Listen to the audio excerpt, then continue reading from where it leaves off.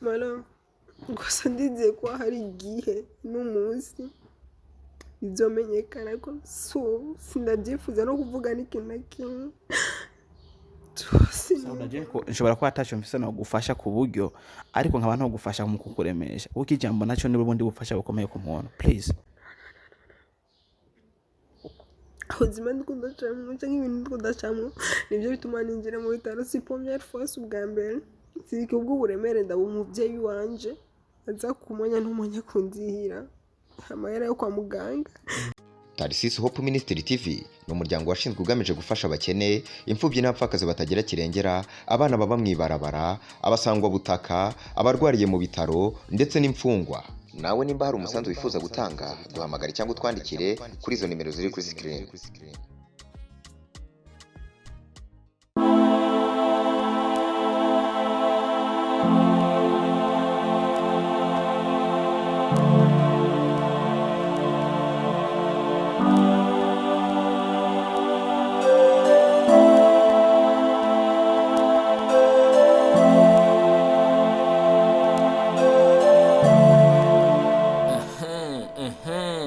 Nibaze yuko mumeze neza, ni inkuru nanje ubwanje mvuze ati reka ndayegereze abakunzi ba Tarisisi Hope Ministry. Nibaze yuko mumeze neza, na cyane cyane yuko mwari mukumbuye ijyajwi rya muhungu wanyu, na cyane cyane ni Mr. Da Silva, akaba ari ngaha anye kubashikiriza inkuru ngira iri kiravugwa ndetse inateye ikigongwe, na cyane cyane kuri babandi twari dusanzwe tumenyereye baribo baturongoye, na cyane cyane muri kano bagiye baturongora muri kano gakino ka 2-5-7 n'amasanamu. Jewe ku munsi w'ejo nakiriye telefone igenda ivuga ati mbega naka amerewe gute, mbega ntuzeya ibi bintu tumubona ko niko biri.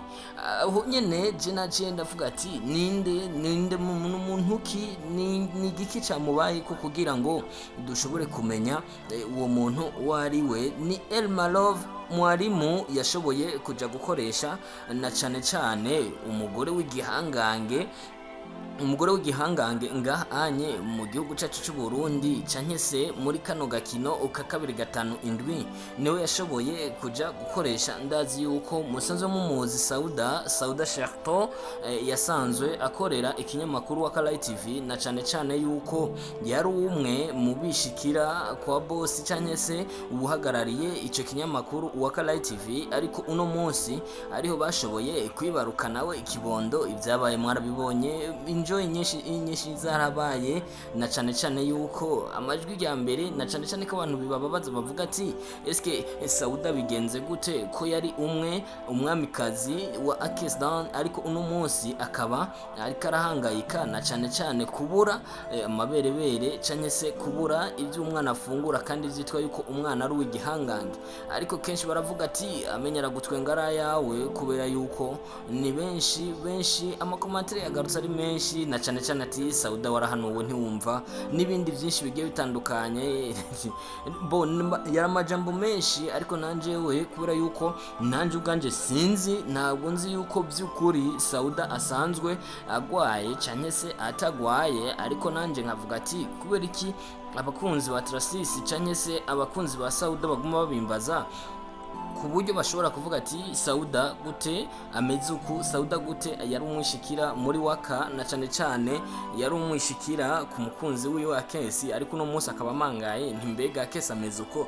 Ariko ivyo byose je ndababwira ati nukuri navyo nzi, ntabwo nzi yuko agwaye, kuko benshi bagaruka ati cyane ni vya bintu byanyu, kuko urabizi neza yuko ubuzima tubayemo muri kano gakino ni fake life. Ariko ndazi yuko bidaciye kure canke bize hirya no hino, reka ndaza kumuvugisha SAUDA canke se ndamuvugishe ujejwe basi nyina w'umwana canke se ubusanze yita mama waka, kugira dushobore kumenya by'ukuri exactement yuko asanzwe agwaye, na cyane cyane yuko amagara aruta amajana, kandi ubuntu burahera amagara agasigara. SAUDA reka tukwihanganishe nimba ugwaye, ariko Imana ifashe ibandanye kugufasha kugira ngo ushobore kuba neza cyane yari Silva kuri mike za Tracy Hope Minister. Reka ndabashiremwo na cyane cyane ico kiganiro cyose mushobore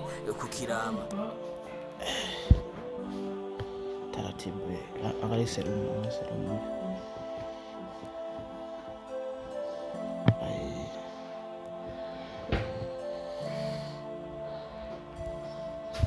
ngesegamea kule sisi kamera yake nacho hapo sawa.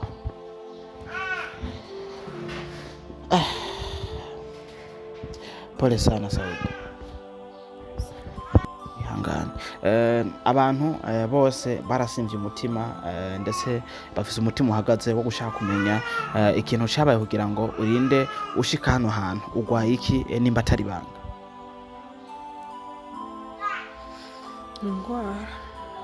Ngwariye ko ari myinshi kandi ugiye ngo hariho za malaria, hariho za typhoid, hariho iki ibigwara ni byinshi, ariko bakubwiye ko ufise ngwariye canke ntibarakubwiye?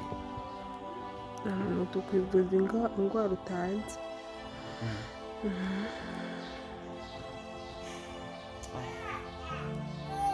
Ihangane, bize kuraneze ko udashobora kutubwira ico ugwaye muri make. Sikuvuga uko mara sandizi ko nzakumera neza, nzokira.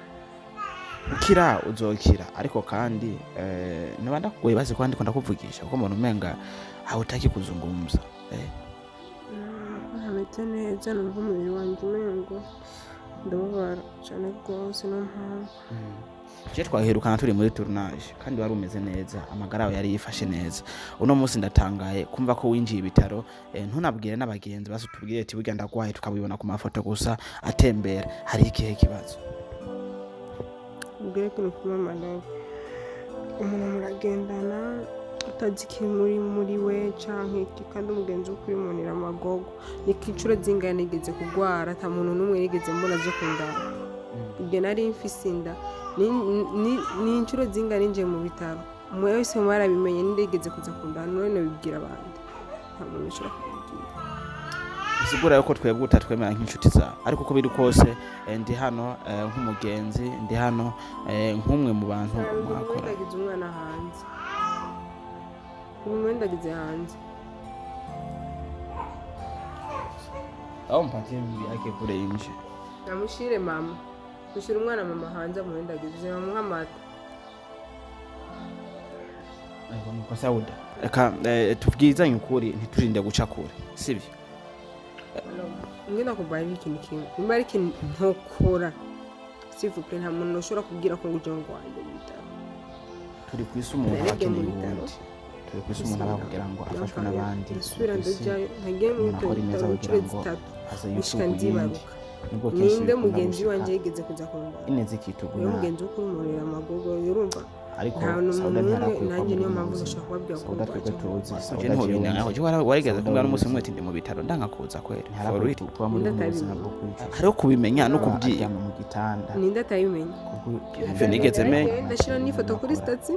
Ninde atari stati ziwanje muri mwe. Yafashije benshi. Nari mfise urabizi kugira ngo bahindure ubuzima birakubona. Wari ufise napana kuvuga ngo ndakurenganya. Okay, wewe waraje nige navyaye waraje ko urumva? Ninde yigeze kuza? Ndumva gusa kuri telefone sawa ndaza kuza kuraba, sawa ndaza gukoresa ninde? No mpamvu nanjye rero nshobora kubabwira ati gusa ndagwaye iki n'ibindi. No. Usigura neza ko biga bihe vyagushizeho umutima mubi, vyaguhaye kumva yuko atamugenzi ugira. Kugana n'ubucuti nshobora kuvuga ati simaje bana kuvyiruka kuko icyo navuga ngo abantu bamba hafi n'abafana paraporo y'abantu mvuga ati twakora umwuga umwe ngo cyangwa ku bantu bo hafi yanje ahubwo mwatambira hejuru gaca mwibagirana bijya mu tubyihojesha Ore sana, ariko je kibazo cyane kiracari hahandi, ivyo byose tuvyihoze, turifuza kumenya ingwara urwaye.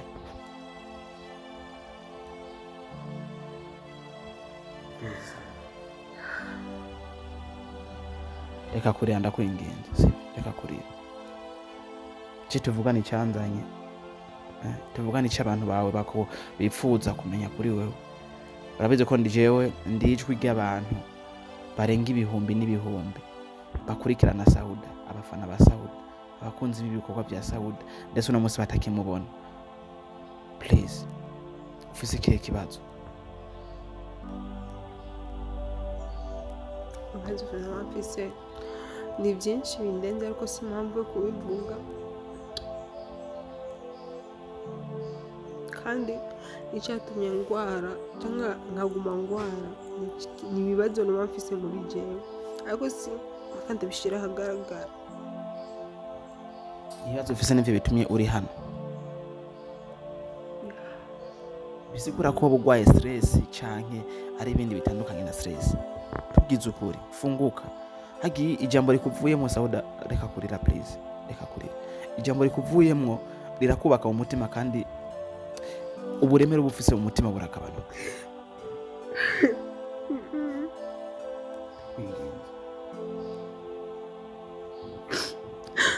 Mara gusa ndizeye ko hari igihe n'umunsi bizomenyekana ko sinabyifuza no kuvuga n'ikintu na kimwe. Nshobora kuba atacyo mfise no gufasha ku buryo, ariko nkaba nto gufasha mu kukuremesha, kuko ijambo nacyo nibo bundi bufasha bukomeye ku muntu. Please, ubuzima ndikundacamo cyangwa ibintu ndikundacamo nibyo bituma ninjira mu bitaro. Si première fois, ubwa mbere.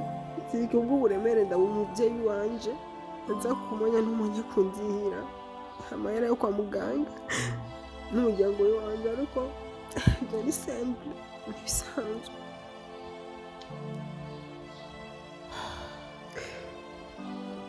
Bisanzwe umwana muve gusa hagiye umuntu wari wese arafise ibibazo mu buzima bwiwe, ntawe utagendana n'ibibazo, ntawe utagendana n'intambamyi. Ariko nico gituma abantu tubayeho kugira ngo dufashanye. Icyo udashoboye nshobora je kugushoboza cyangwa udukurikirana akagushoboza. Uno munsi uri kurarira ubuzima bubi urimo, hari ahantu heza wigeze guca, hari ibihe byiza wigeze gucamo, hari abantu bavuga neza yuko ubuzima bubi baciyemwo babukuwemwo nawe. Uno munsi kwa wicaye ngana uri kurarira ubuzima bubi, ugaca wanka kuvuga ikikurimo kugira ngo abantu bagufashe SAUDA. Please, umva neza yuko isi iriko iradukurikirana, nayo irifuza kubona SAUDA twenga atari kararira nk'uko. That's why udashobora kwigumizamo ibintu. Ndabikwinginze, ndiko ndabivuga nk'umugenzi apana nk'umenyesha amakuru. Ndakwinginze.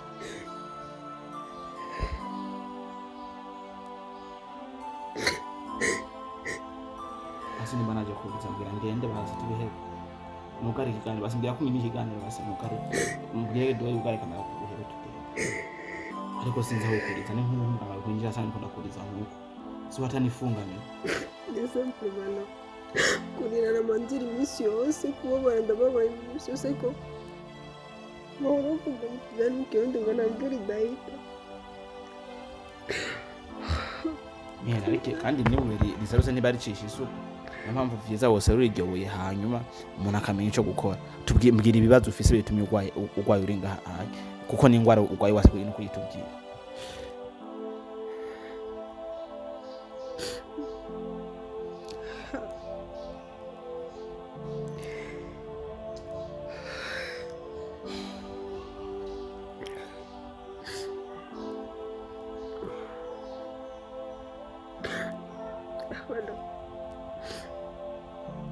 Na mpamvu twabonye ati ntamvura indahita,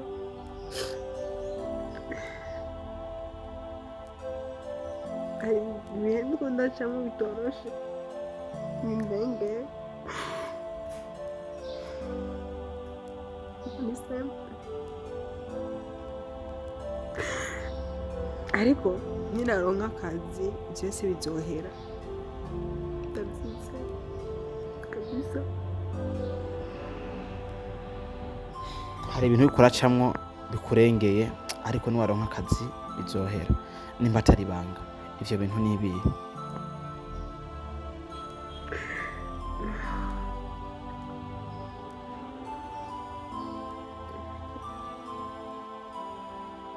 Uno musi darahari akuzi kuva n'inyuma y'ubuzima nk'ubu uri kuracamo.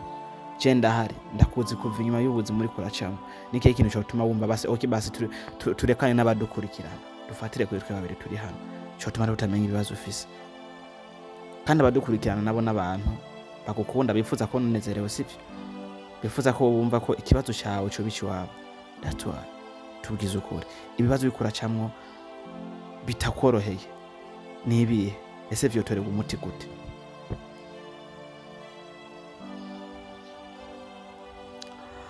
navuga nuko peut-être n'umuntu wo hafi ni musazanje, hari byinshi azi kuri jewe kandi n'umuntu ampanura akampa n'umutima n'imihanganisha.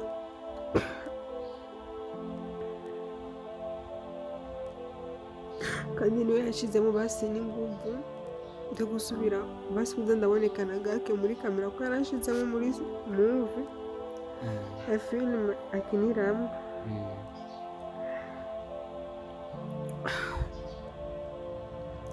aca bituma basi yashaka ko yoraba basi bimwe bimwe ko nobyibagira sorasi zimwe zimwe zikamvamo akabishiramo me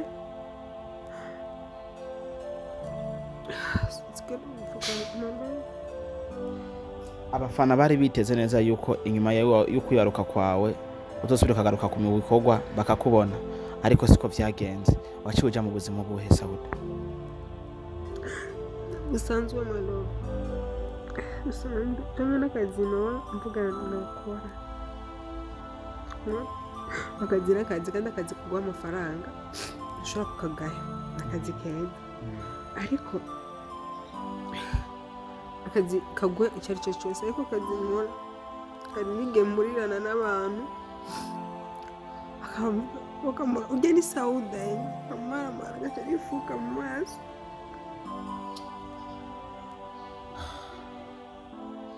Ako kazi n'akazi nyabaki Sauda?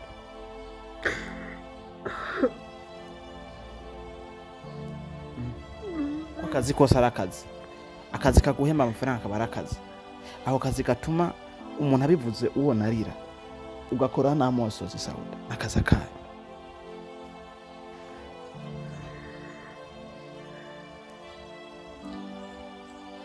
ubu dukora tutuma tuboneka imbere ya kamera tukabonwa n'abantu benshi. urwo aragenda ujya ni SAUDA ariko nkabikora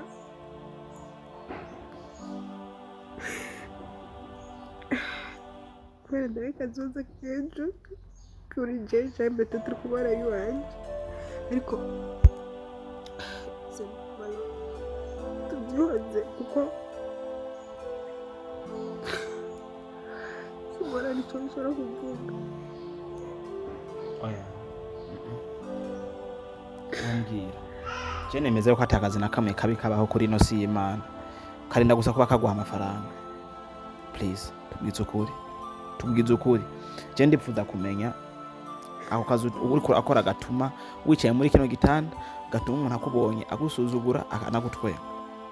gutwenga gusa barantwenga nshuti.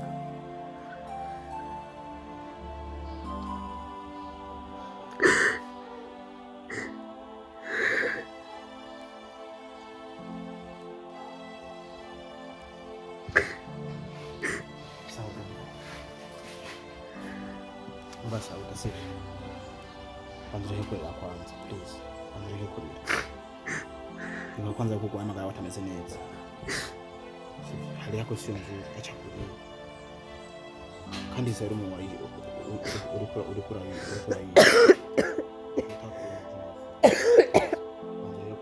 Mbona mwana wewe? Mwana bitawezekana mitasema ndio. Abiheba sivyo? Bireke. Deo kugwara ubwenge sivyo? Nawumu. Kwinginze. Kwanza baby, bino ni bihe biba bitoroshe, ibihe umuntu uwo ari wa wese aba yumva umenga isi yamuhinduriye, isa niyamuhinduriye ko ikamwikaragiraho.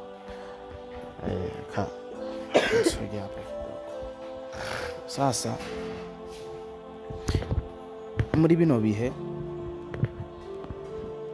turi kwisi umuntu abakeneye uwundi, turi ku isi umuntu aba kugira ngo afashwe n'abandi, turi ku isi umuntu akora imeza kugira ngo aze yutugu yindi, nubwo kenshi bikunda gushika ineze ikitugu nabi. Ariko SAUDA ntiharakwiye kuba muri buno buzima. SAUDA twebwe tuzi, SAUDA jewe nzi, SAUDA wowe uzi, ntiharakwiye kuba muri buno buzima bwo kwicuza, bwo kuba aryama mu gitanda, kuko ibintu bibagenda ahura navyo, ibintu bibakora, kubera ko yafashije benshi, yaririye benshi kugira ngo bahindure ubuzima, birakunda. Yakuye ahantu habi benshi. Uno munsi nawe ni turu yiwe, uno munsi nawe n'umwanya wiwe, ariko aririra abandi, arira ubuzima bwiwe, ari ubuzima bw'umuryango wiwe, amagara ameze nabi nk'uko, kubera ko ikibazo c'uburyo, kubera ko ikibazo cyo kuba ataco yifashije, kubera ko ibintu byarahindutse. Ntakiri wa wundi mwari muzi, ntakiri wa wundi mwamenye. Bino bitwigisha neza yuko mu buzima umuntu ari wese ashobora gukoroka, ashobora gukoroka akanka ariko kose, ariko kandi iyo uzi ko wakoze ivyiza petete birashobora no gufasha. SAUDA je ndakwihanganisha cyane cyambere, ugira umutima ukomeye, kubera ko turi ku isi n'ibintu turinda ducamwo buri munsi, kandi kenshi cyane pe. Wihangane ibiri kuracamwo, petete uri strong, uri superwoman. Ni isi je ndi umuntu ndabona ko amahoro ko ndavuga ni isi no munsi uri ejo ntituzaduhana. Ukorera umuntu neza biragukurikira, nukoreye ikibi nawe ni maisha yako birakugirana, biragukurikirana. Iyi ni dunia. So icyo umuntu wese yarambabaje akamvuga akantuka akagira umutima wanje naramubabariye, yego naramubabariye, ko ibintu naciyemo byatumye kenshi malove shaka no kwiyica, urakwiyica kwiyahura.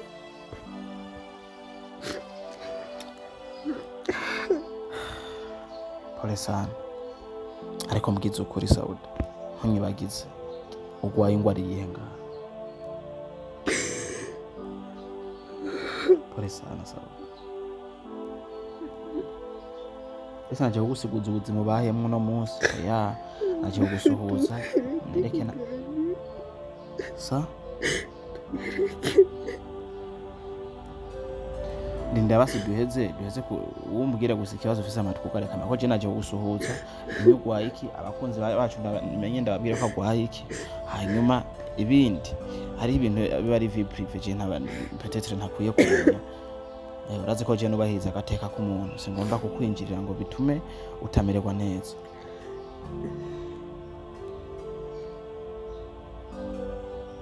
Please.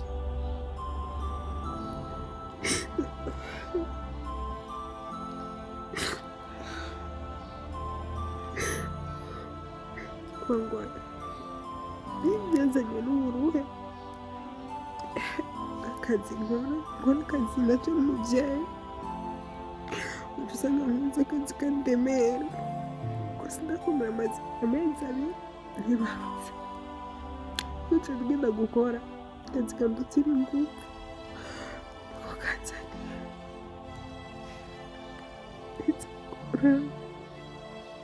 ukora akazi akahe SAUDA kakuruhisha nk'uko? Ankora uri umuvyeyi urabizi neza yuko umugongo utarakomera, utaramera neza, ari ukaje gukora akazi kakuruta ingufu, ntushobora kwiyumvira ku buzima bw'iwawe. Genda umwana mukuru muhira, siko ngikora nafise ibintu byinshi sova muhira, ariko ubu mama wanje yaho yahora akora yarahagaritse gukora, ubu ari muhira. Sawa, ubu ari muhira, niwe yahora akora ibintu byose, asuma agirane nagiye tugafashanya, ariko ubu aricaye muhira n'akazi aho yahora adandariza byansi nakidandaza.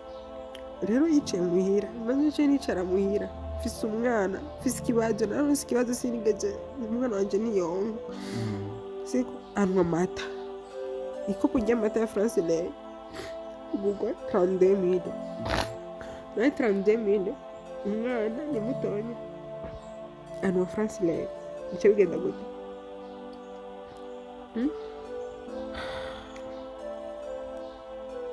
ikibazo aha ni ikopo rimwe mu nzu rimwe amata gute kose bigenda gute? cyangwa n'icyayi ntibikunda byaguteye kumva ko akazi woronka wokora ko utuma kaguha amafaranga arakaye akazi kariko kose je komamaya je no muri filime sinari ndabikunda kujyayo ko nta n'ibyo nari nzi nta n'umusirimu nigeze nja gukina filime ariko barambwiye ati ingo turaguha amahera ibyo yarambwiye nambwiye ati nta vy'ubusaza navyiki ngura umusaza wanje ingo ndaguha amahera nikemere katumika ni nkuko nijya musi nasuye kuja muri shooting niko baduhamagaye yaje atukura basami n'abandi nawe nyene waruri roba amamagaye ngagenda kama mahera ndagenda nkakora akazi kama mahera yiwanje kuca ngenda ko ajya amahera y'amaye byafasha byinshi vya filime n'ivyo vyatumye uruha ukarinda ugwara nkoko filime rero si shooting y'umunsi umwe filime niruhisha nanjye nkeneye kumenya ari ivyo bindi wagiye gukora bituma uruha nkoko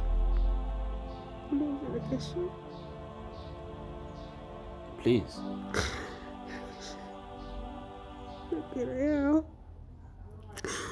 mbona niki urakiyede kugenda guterura ibintu bitagera hano SAUDA akora ikiyede amahera sikazi ikiyede cyo naragikoze ndakizi kandi imyaka myinshi ariko kugira ngo wimire kuja gukora ikiyede mbega wavyaye neza ariko mu mezi abiri nyene ubutaramera neza ribaze kumbwira yuko n'inusu nawe ugiye gutangura ikiyede niho meje umwana afise demoed uriko urakora ikiyede navuga ngo nturanamera neza nta na gato umugongo bado hoja kuba vizuri ariko basi wariyumviriye none ivyo ugiye gukora ivyo ari vyo none hako hamwe wopfa wishwe n'imiruho n'iki n'iki bambona gusa sohoka ko mwana niyo yabuze amabere ndagaragaza iparwa gusa urondera amabere ndayabura uyu mwana yose rimwe gusa abahedi rero ndamusiga nkababwira ngo kazi umenye n'akazi bawe ariko usanga tugenda ukora hariya muri miruwari cyangwa ukagenda gusa nkavuga ati ko sishobora kwicara muhira n'ikibaho warabuze izindi TV online wakorera ko karekana n'ivyo bintu SAUDA kazi ya kiyede we TV online ubona usa n'uwo unokora kiyede uwo magara madogo tuko nayo we si kazi ni kazi lakini wewe kwa upande wako bive na magara yawe ndugu yangu uri umuntu agwaragurika hapa na hapa hana na rusukuna konzo nuzenya ngaga konzo nuzenya amacupa yaje maji wakora ya mafangasi hari muri fangasi nuzenya ya kuja gukorerayo babo baguhemba muri desomene mu ndwi urumva bahemba SAUDA kuko usanga amahera bahemba ni make shidavani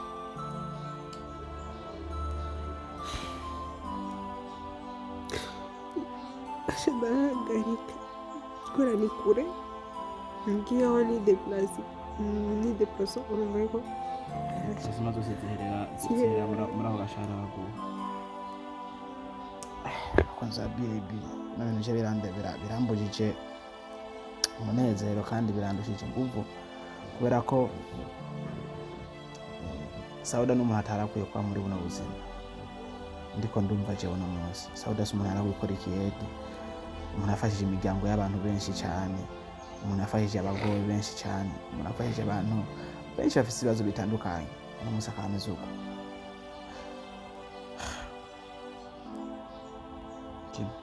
ariko ndabigusavye ndabisavye tutavuga ngo ni ibintu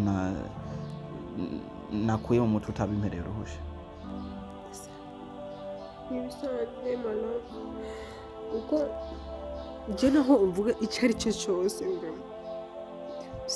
ariko hari umunsi nzoshingira cyangwa nzovuga ndi umuntu mpoze ntakunda kuvuga nta kugaragaza ikintu ikintu nagomba mvuge ndakerekeza ku badukurikirana nk'abantu muzi neza ko SAUDA twabanye neza twakoranye neza yaduhaye umunezero aduhinduka ry'ibihe ndifuza ko natwe tugira icyo tumukozeko tugira icyo dukoze akava muri buno buzima akava muri bino bintu kubera ko buno n'ubuzima ubona neza yuko adakwiriye kandi ni mama w'umwana afise abana si umwe afise abana babiri afise ibintu byinshi agomba kugira agomba kuzokora agomba kuzoshikanako bariga rero ndifuza ko twagira ikintu twakoze basi abafise umutima wo kumufasha nepe uwo ni kameramani amazi wawe ego umuntu wese afise umutima ahari ndakunda kuvuga ati gufasha ntabwo ari amafaranga menshi gufasha n'umutima gufasha n'urukundo kuvyiyumvamo yogira icyo afashije kuri SAUDA yogira icyo afashije kuri SAUDA uno munsi agwaye umugongo kubera ko ibintu agiye kwitamo gukora kubwo kurondera ubuzima kandi amagara yiwe atamwemerera uno munsi agwaye umugongo uno munsi yirirwa mu kiyede SAUDA twe twari tuzi twubaha mukunda akirirwa mu kiyede yinyegeza yihisha abantu ntibamubone nukuvuga ko ari ibintu biba bikomeye rero umwe wese dutorokanye duke peut-être basi aronke basi je ndifuza ko wasi woronka no mutahe udukamba mbiri cyangwa dutomati woshira kwibarabara akuja gukora ikiyede ndifuza ko nko mutahe nimba udukamba nimba tubutura wocuruza yemo tukarakwinjiriza ugakora ibintu uri pose atari ikiyede kirakuvuna we nta magara ufise gukora ikiyede gisaba umuntu afise ingufu SAUDA sivyo none nari nkundiye nimba unkundiye umbwire dutanga akanimero kawe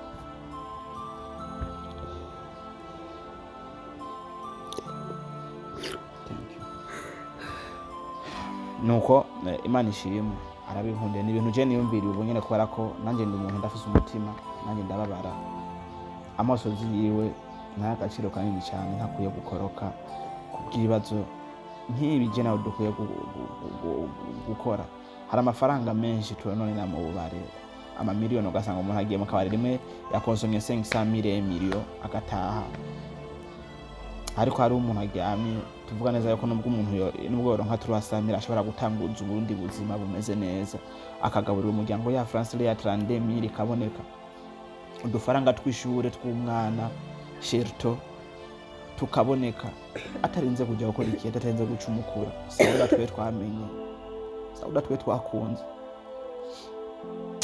SAUDA mfasha nimero yawe ya limikaje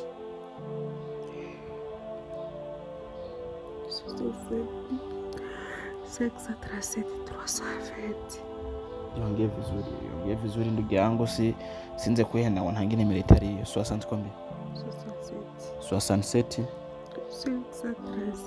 537 370 67 537 370 niyo limikaje yawe izina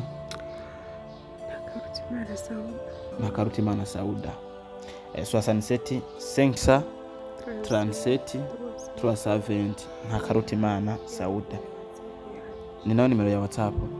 Yes, umuntu wese yifuza kumuganiriza niyo nimero ya WhatsApp n'uwifuza kugira icyo afashije ni nayo nimero yiwe ya limikaje. Nukuri ndabinginze nukuri ndabafukamiye jendi gisho ryanyu murabizi ndi hano nije nabonye ubuzima abienava akagatebe nimba kari hano akagakinga ni kubera ko ariko gakinga bamusohoka namwe yagiye kumanda mukuru kubera ko guhagara ntibikunda kubera umugongo je navyiboneye n'amaso yiwanje. Rero ndabinginze nuko mwese muri kwa rukundo muri bwa bumwe muri kwa gufashanya tumufashe SAUDA ve hano hano. SAUDA je ntabirebire no kubwira kandi mbabare kuba natumyurira niki kintu ubya abakora dukurikirana no munsi nk'ikintu cihumure no turabwira cyacu kubwira ndabashimire bani bahenze afasi banje abafasi banje bingira kamaro anyitaho haji SAUDA bamfashe kuco baronse mani bahezagire no kubote bose ndabakunda kuko iyo bagize kubasaba no munsi cyo nari ndico SAUDA inzira ry'iwanje rakomeye ku bwawe. asante sana. Nuko inshuti bakunzi ba BAB TV, je ndumva nta menshi novuga, reka turangirize hano, ariko nimero yayitanze nanjye ndaza ndandikamo ngaha ndibaza murayibona ha munsi n'izina igiwe ku bantu mwifuza kugira icyo mufashije n'izina ry'Imana. Nimwe mwatumye SAUDA ba uyu twamenye, kuko iyo mutamukurikirana twari kumumenya, ariko rero ko mwamukurikiranye mugatuma tumumenya mukanamukundira ibyo akora, ndabinginze tunamufashe, kandi ndabinginze tunamufasha tugarure SAUDA twari tuzi. Ntituzoduhure na SAUDA waomba mwibarabara kubera ubuzima bubi yaciyemo. Ega ibintu birahinduka mugabo, ariko tubishiremo agatege n'ukuri. Je nta byinshi mfise novuga kubera ko ndumva umutima wanje ubabaye. Ni rya mbere nkoze iganiro nkumva neza yuko umutima wanje umwe wawo turika. Ni rya mbere pe, ni rya mbere. Gusa ndizeye neza ko umutima mwaronse wo gukurikirana iganiro gushika ku iherezo, ari nawo mutima muza kora kugira ngo mutange muri duke mufise, dufashe abandi, tubakure hano bari twashitse abandi. Numva afise agatima navuga ati nambwire agafagitire ko ngaho umuntu akamurihira akiza agataha, umwitaye karafata umuntu akayimurihira atagataha. Ibintu bisanzwe pe. So ndabizeye kandi ndabakunda cyane, nizere neza yuko nzogaruka kumuraba amagara yiwe ameze neza ndetse ibintu byaragenze neza. Murakoze. Tarisisi Hope Ministry TV ni umuryango washinzwe ugamije gufasha abakene, imfubyi n'abapfakazi batagira kirengera, abana baba mwibarabara, abasangwa butaka, abarwariye mu bitaro ndetse n'imfungwa. Nawe